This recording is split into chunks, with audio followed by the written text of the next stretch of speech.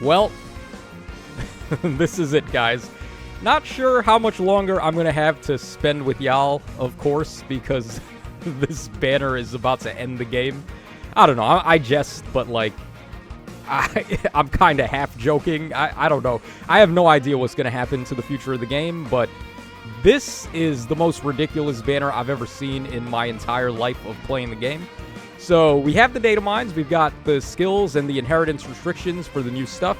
The stats and the boons and banes, of course. We got the new map for Tempest Trials, Hall of Forms. All that good stuff is in here. We also have a customization pack.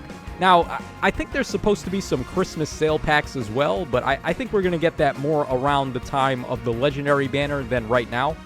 Because they're probably going to want the Christmas sale packs to go up on Christmas. And we still got like a couple of weeks before Christmas starts. Alright, we're going to start things off with the customization pack. So we get 22 orbs and a manual of Volk here for $9 US. That's actually not the worst thing in the world. Volk has lethality, of course. You're getting a decent amount of orbs, I guess. Not like a crazy amount, but an okay amount. And the manual, of course, they want us to get lethality, so we can just give it to Yaka.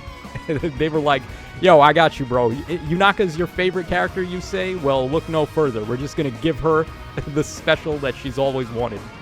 So, I mean, sure, but they could have just gave her lethality on the banner. It's not like all the other house leaders didn't get everything they wanted in terms of specials. So why'd Yaka not get lethality? It's because they want to diamond nickel you for $9 to get it, right? Alright, let's move on to the stats now. We're not going to keep on talking about this sour stuff. Okay, so Yaka is going first. We're also going to take a look at artwork and boons and banes and all that. So Yunaka's stat line, we got 39 HP. We have 43 attack, 47 speed, 21 defense, and 30 res. And that gives her a overall BST of 180, which is pretty good. So for boons and banes now, let's see here. Alright, looks like a bane on HP. Nothing on attack. We got a super boon on speed there. So let's go ahead and get that on the cheat sheet. Alright, nothing on defense, and then nothing on res. So pretty much just plus speed for Yaka, which is perfectly fine. Let's go ahead and take a look at her artwork. Now, I think she has the best artwork on the banner. And of course, they wanted to sell us a very nice Christmas unit for Christmas, so that's what they did. Alright, the most popular character in Engage, I would say. I saw the popularity poll. She was like miles ahead of everybody else. Ivy was doing pretty good. Diamant was doing pretty good as well, but we've already got them in the game, so really, Yaka was the last, like, super popular Engage character that wasn't added. So there's the injured artwork there. Okay, so now, oh, where were we? Alright, we're back over here, so let's see. Is there anything else I want to say about Yaka? She's busted, like... No, actually, no. Hold on, guys. These units, they're not that busted, right? Like, she only does 90% damage reduction and 90% damage reduction cut. It's not like she has 100%, right? So there is at least that. I mean, she's got room for improvement. In the future, if they do another unit like Yaka, they could just tune that number up to 99 or 100%, right? So, like, it's not the end of the world, right? Right? Alright, whatever. Okay, let's go on to... I'm going in order of the release on the trailer, as opposed to the way that Gengar and Tsukasa have set it up here. So we'll do Adal Guard next. So 46 HP, we got 47 attack, we have 17 speed, 47 defense, and then 44 res. And that gives her a BST of 201 and 10 guesses where her super boon is. Of course, she's got a super boon, and of course, it's going to give her the 205 BST raise. So let's go ahead and take a look here. Alright, yup. I didn't even need to... I didn't even need to check stats to know she has a super boon on attack, right? Like, let's be real here.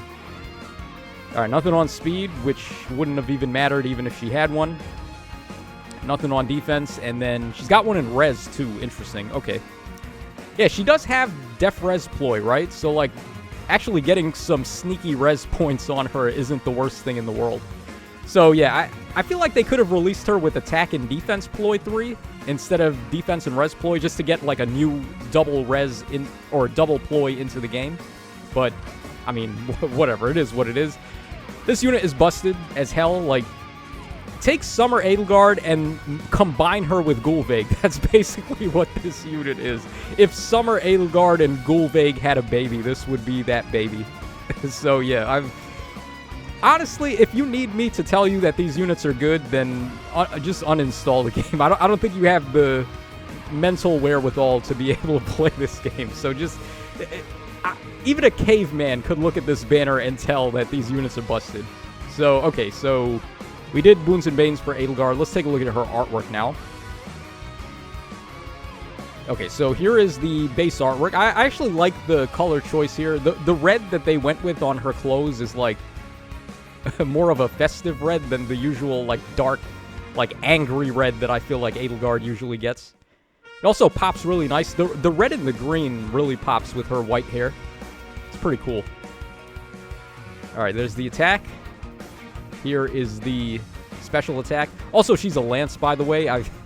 Yeah, they were very cheeky about that. So she gets color advantage on all the god swords. Yeah, they knew what they were doing. All right, injured artwork from Adal Guard. Her ram horn crowns are getting broken apart.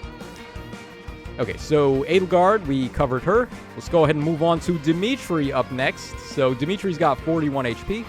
We got 47 attack, 46 speed, 32 defense, and 19 res. And that gives him a 185 BST overall. Now for Boons and Banes on Dimitri, let's see here. Okay, I don't believe he has anything on HP there. He's got one in attack, of course. I'm surprised Yaka didn't have plus attack. Like, why not just give them super boons on everything, right? I mean, this is the banner to end all banners. They might have well just gave all the units, like, a super boon on every single stat. Like, who would have cared? No one cares. Their kits are so busted already, it doesn't matter. Okay, speed. He's not got one in speed, unfortunately. His weapon does a massive debuff on speed, though, to the enemy, so it's not like it really matters. Alright, nothing on defense, I don't think, and then nothing on res either. So, Dimitri's only got plus attack, while Adal Guard's got double super boons. Again, just a sneaky dig from Adal Guard dev to Dimitri dev. Alright, now let's see here. What else is there? Okay, we'll go ahead and take a look at the duo next, but before that, let's also take a look at the artwork for Claude here. Alright, so Claude's got an axe there. You know, it kind of fits like him having the fur-lined coat, because I believe he has that as well in his promoted artwork or promoted attire in 3 Houses.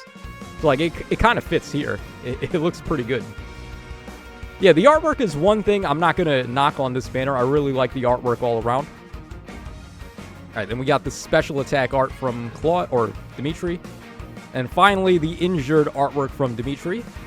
It looks like he's got... It looks like Yaka decorated his cape for him there with all those stars. Okay, so there goes Dimitri there. So let's go ahead and take a look at Byleth now, the duo hero of the banner. How crazy does that have to be when you're a duo hero with yourself? I guess they took inspiration from Tiki. So it's not like we've never had like a duo where the 2 units were themselves. But I don't know. I feel like this is a little tacky. I don't really want them to do this more. Although they're definitely going to. They're going to have like Robin and Robin and Corrin and Corrin and Shez and so on. Even though I'd really like it if they didn't. Okay, so stat line, we got 47 HP. We got 46 attack, 18 speed, 45 defense, and 46 res. And that gives them a 202 BST overall, which... That's kind of like weird to me because... Any boon they get is going to jump them into the 205 bin, but it doesn't matter anyway because their duo skill is going to score 205. So, I don't know. I don't know why I found that weird. It's not really weird, actually. It's just, I don't know. Adal Guard's got 201, they got 202. I guess that's why it's weird. Alright, nothing on HP. Super boon on attack, of course, like all of these units should have had, except for Yaka. Yeah, why didn't Yaka get plus attack? It's weird looking at this now, seeing that everyone else did. Alright, nothing on defense there. Nothing on res either. Wow, they only have plus attack, really? Is Adal Guard going to be the only unit with double super boons? Come on.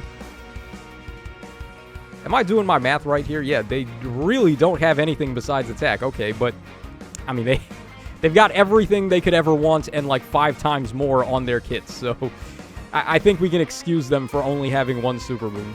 All right, for the artwork now. So I actually like this artwork a lot too. And there we have female Byleth holding on to a Sothis plushie from the Christmas Sothis alt there, which is pretty cool. All right, here's the attacking artwork. Again, that Sothis plushie is showing off. We got the attack art. Now, the male Byleth's got his own plushies to show off there. Yeah, that's freaking adorable, man, the plushies. Okay, well, we get it. The art is good, right? But it's everything else about this banner that's very bad. All right, let's go ahead and close them out. Now for Claude. So Claude is going to be the free-to-play unit, and hopefully Claude is able to hold it down. So, my bad, guys. I called him an infantry type in the trailer, and then immediately as I was reading the comments, I was like, yeah, you know, you guys are probably right. He probably is an armored unit. Because if we look back to all the other 3 houses Christmas banners that we've had, it's always an armored unit. So, like, Felix was armored, Ignatz was armored, Hilda was armored. So, like, they love doing these 3 houses demote armors.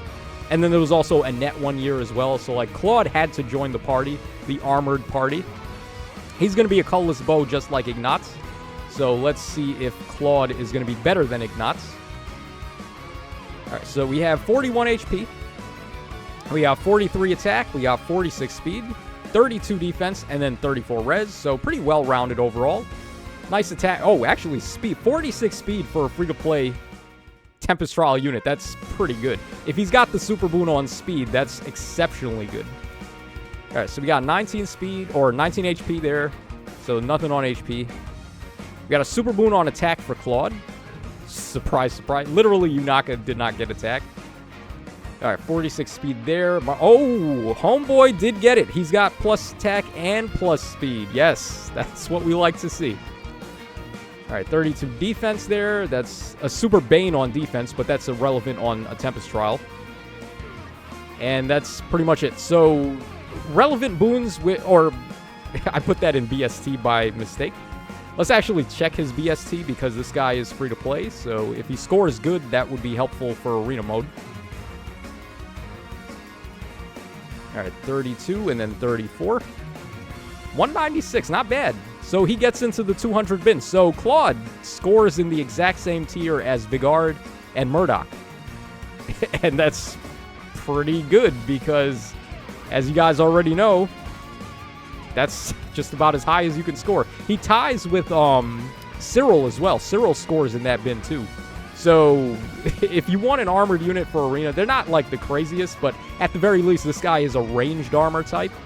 So, if you need him for scoring purposes, and maybe he'll be able to snipe something randomly, he could definitely put in some work there. Okay, so now let's go ahead and take a look at the skills for Claude. He does have... Oh, wait, no, he doesn't have a perp. I saw the Golden Yule, and I was like, wait a second. Did he get a perp weapon? Nah, he didn't. That's so dirty, because, like, the entire banner got a PRF weapon except for him, and there's no demote either. Oh, my God. All right, whatever. It doesn't matter. 12 might, 2 range, effective against flying. At the start of combat, if his HP is over 25%, gets all stats up 4, and does all stats up X as well to unit, and grants special cooldown count -X to unit before unit's first attack during combat. Where X is the number of spaces from starting to ending position of whoever initiated, max of 3. Oh, God. So he gets... Wait, this is an inheritable weapon? Whoa, dude. That's a really good inheritable weapon. That's like on par with an arcane weapon. Because you can refine this to get, like, whatever stats you want. You're getting, like... How would I describe this effect here? It's like the start of turn special pulsing, or start of combat special pulsing that Diamant's got. The Brave Tiki has got, like, Bride Tiki has it too, I believe. There's a lot of units that do this. So, basically pre-charging specials before you attack, the Rally Spectrum effect. And then that's also going to calculate for stats. The bad thing is that he's an armor type unit, so he can only move 1 space on his own. But if you've got Soaring or Guidance 4 in this particular case, because he's armored, then he would be able to move a max of 3 spaces pretty easy, and he's going to be able to activate all these effects there, which is very lovely. He can insta-charge Deadeye, which is really good. Actually, yeah, like, Deadeye is pretty nice on him, although... Would you really want to run Deadeye on this guy instead of, like, Armored Flow or Armored Bacon? Because you can pierce their DR with Deadeye, but you might as well just run Special Spiral 4 and combo that with, like, Armored Flow or Armored Bacon instead, just to get the non-pierceable DR.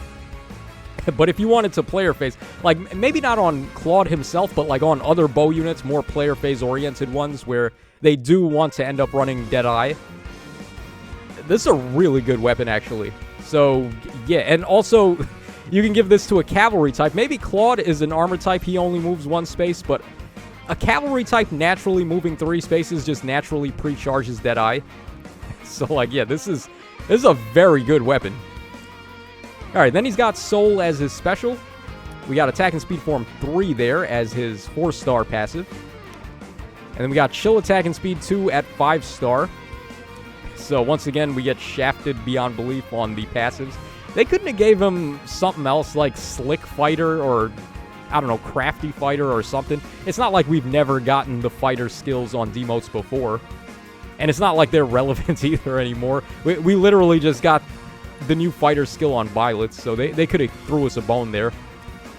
Okay, Assassin Strike, as I thought, is basically the physical brother to Occult Strike. So all movement types, and then you can only give it to... Oh, all physical types, not just bows and daggers, but also swords, lances, and axes, too. And beast-type weapons as well, wow. Yeah, that's pretty good. This is actually better than Occult Strike, I think, because the true damage scaling is going to be better because more units have better defense than res. And then on top of that, it's got a wider radius of units that can inherit this. So, like, Occult Strike is really good, don't get me wrong, but, like, I feel like this is just a little more relevant. Alright, Armored Blaze, of course, armored only.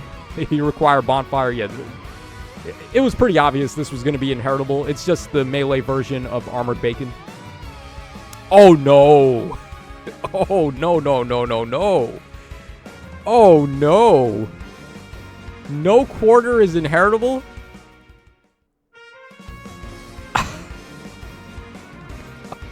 God, dude. God help us. God save the queen.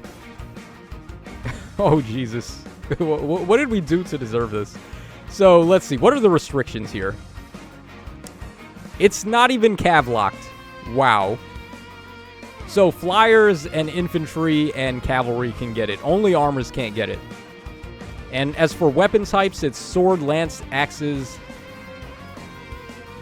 And that's pretty much it. Sword, lances, and axes only.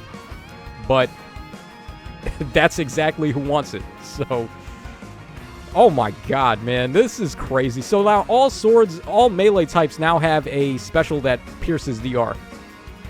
Without having to run Special Spiral 4. This is huge. This is a really huge special. So Altina's not special anymore. She was like one of the few melee types that could pierce DR. And not anymore.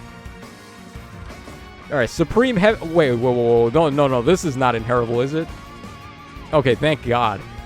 Jeez, why did they troll us? Gengar and Tsukasa trolled us there. They threw this in there just to make us freak out. Okay. Alright, y'all got me. Y'all boys got me. Weaving Fighter, so Wary Fighter is the prerequisite, and it's armor only, and... Oh, it's got more restrictions than just armor only. So it's sword, lance, axes, bows, daggers, and beasts. So physical damaging weapons, pretty much. Oh, they're probably going to do a special or a magic version of this as well, like how they did one for Occult Strike and Assassin Strike. So Weaving Fighter, there's probably going to be like a magic fighter or whatever it is for all these remaining weapon types. And that's pretty much it for... Oh, that's a nice Ty Lee cosplay. Alright, don't mind me, guys. I'm just fawning over some baddies. Alright, let's see. So this is going to be our set of Sacred Seals here. So we're getting Odd Res Wave 1, and then we're getting Special Fighter 1 as well. Okay, they gave us Bold Fighter last time, right? So I guess Special Fighter, we'll take it. You know why they did this, by the way? They wanted Adal Guard to get this. So now you can run Special Fighter on your brand new Christmas Adal Guard and just have her burn the world. Yeah, it's going to be real easy for her to get to her Gale Force with this, because, I mean, does she need Bold Fighter instead of this? I mean, this is giving her guard, so she's going to be able to tank a lot better.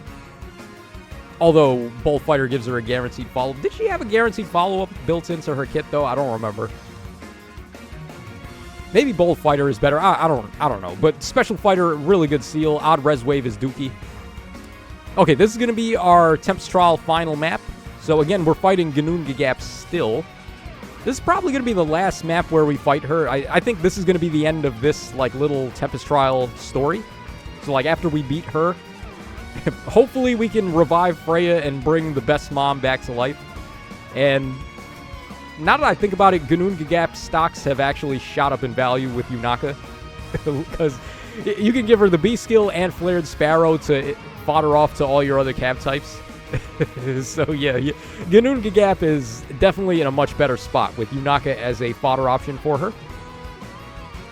Alright, we took a look at Claude. Oh wait, did we take a look at Claude's art? I feel like we might have glanced through that. Okay, so here's the neutral artwork. Pretty good. I like how his bow is shaped like reindeer horns. Pretty nice. Very nice touch there. Alright, yeah, he's got really good art for a free-to-play unit. We always love to see that. And there's the injured art from Claude. So what else is there? Oh, how could I ever forget? We saved Hall of Forms for last. So this is going to be the next batch of units for Hall of Forms. We've got Yunes, surprisingly. We have Summer Micaiah, Summer Elincia, and then Hatari Nyla. Interesting. Well, I guess all Nylas are from Hatari, but the one from the Hatari seasonal banner. So, Yune. I was actually expecting it to be Legendary Micaiah. So, Yune, huh? Okay. Alright, Yune. Unfortunately, Yune is not very good. But you can give her some stuff. If you want to run her on a defense team and give her, like, Soaring Guidance and Guidance 4 and things like that, she can actually get some work done. She also has the massive amount of debuff potential, so it's not like she's a nobody to have in here. I'll definitely take her over Legendary Micaiah, prior to Micaiah's remix at least. Alright, then we got the Summer Micaiah, who is on her way out the door with how crazy the power creep is. What does she need, like 15 more res than the enemies to win the res check to get her Brave Attack? Yeah, that shit ain't happening anymore.